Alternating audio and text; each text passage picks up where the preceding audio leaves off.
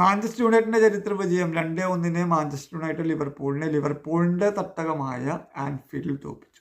Manchester യുണൈറ്റഡിനായിട്ട് goal നേടിയത് 2-ാം മിനിറ്റിൽ എംബൂമയും 83-ാം മിനിറ്റിലെ തോന്നുന്നു ഹാരി മെക്വയറാണ് ഗോൾ അടിച്ചത്. ലിവർപൂളിന്റെ ആശ്വാസ ഗോൾ നേടിയത് ഗാക്പോ ആയിരുന്നു.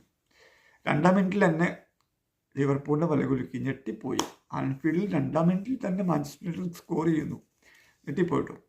ഓക്കെ, എന്തായാലും ഒരു ചരിത്ര വിജയം തന്നെയാണ്. ചരിത്ര വിജയം എന്ന് പറയാൻ കാരണം അവസാനമായിട്ട് മാഞ്ചസ്റ്റർ യുണൈറ്റഡ് ലിവർപൂളിനെ ആൻഫീൽഡിൽ വെച്ച് തോൽപ്പിച്ചത് 2016 ഇത് ഏതാണ്ട് 9 വർഷം കഴിഞ്ഞു. ഈ 9 വർഷത്തിൻ്റെ ഇടയ്ക്ക് കുറേ 6-7 കളി നടന്നു, പക്ഷെ ഒരു കളി പോലും ലിവർപൂളിനെ തോൽപ്പിക്കാൻ പറ്റിയിട്ടില്ല.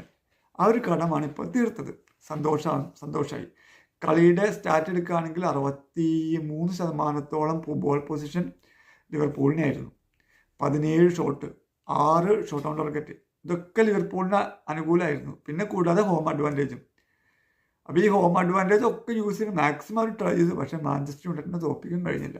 അപ്പോൾ എന്തായാലും ഒരു ചരിത്ര വിജയം തന്നെയാണ്. ഇപ്പോൾ പോയിന്റ് ടേബിളിൽ മാഞ്ചസ്റ്റർ യുണൈറ്റഡ് 9-ാം സ്ഥാനത്താണ്, 13 പോയിന്റ്. ലിവർപൂളിന് 15 പോയിന്റ് 3-ാം സ്ഥാനത്ത്. വെറും 2 പോയിന്റ് വ്യത്യാസമേ ഉള്ളൂ. 1-ാം സ്ഥാനത്ത് ആഴ്സണലാണ് 19 പോയിന്റ്. അപ്പോൾ ആഴ്സണലും മാഞ്ചസ്റ്റർ യുണൈറ്റഡ് തമ്മിലുള്ള പോയിന്റ് വ്യത്യാസം വെറും 6 പോയിന്റാണ്. ഒരു മാഞ്ചസ്റ്റർ യുണൈറ്റഡിനെ സപ്പോർട്ട് ചെയ്യുന്ന ആളെന്ന നിലയ്ക്ക് ഞാൻ ഭയങ്കര ഹാപ്പിയാണ്. നല്ല റിസൾട്ടാണ്. അപ്പോൾ ഈ റിസൾട്ട് ഇങ്ങനെ തന്നെ കണ്ടിന്യൂ ചെയ്യാൻ പറ്റട്ടെ എന്നാണ് എനിക്ക് പറയാനുള്ളത്. അല്ലാണ്ട് ഈ കളി ജയിച്ചു, അടുത്ത കളി തോറ്റു, പിന്നെയും ജയിച്ചു, പിന്നെ തോറ്റു, അങ്ങനെ ഓൺ ആൻഡ് ഓഫ് ആയിരിക്കാതെ ഒരു കൺസിസ്റ്റൻ്റ് ആയിട്ട് തുടർച്ചയായി വിജയിച്ചു കൊണ്ടിരിക്കുക.